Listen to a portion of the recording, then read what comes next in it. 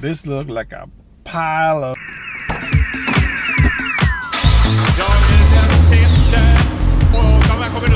What is going on, guys? This is your boy Lewis, aka come to from again. People say welcome to Wrenchettes.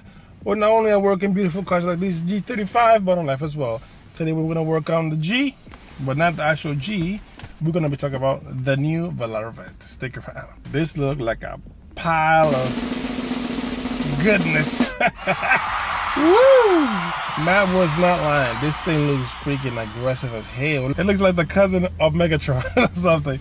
It looks really good. It looks like a transformer to me. I can't wait to have it like with a really good paint job and some really awesome rims.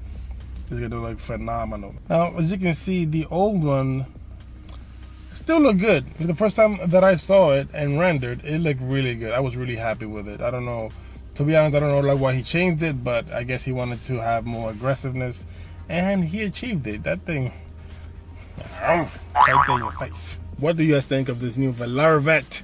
Are you guys excited about this? Personally, I am.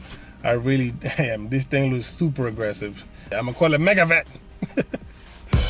Not Valarra Vette, Mega Vette, because it looks like Megatron. Matt, 2 thumbs up. I give you a 2 thumbs up, brother. Leave your thoughts down in the comment section below. If you like this kind of video, please give me a like. And if you need to consider subscribing, because 2019 is going to be an awesome year. I'm planning to drag this car. I'm planning to go to Florida and maybe visit the Vader headquarters. Maybe visit the Valarra Vette headquarters.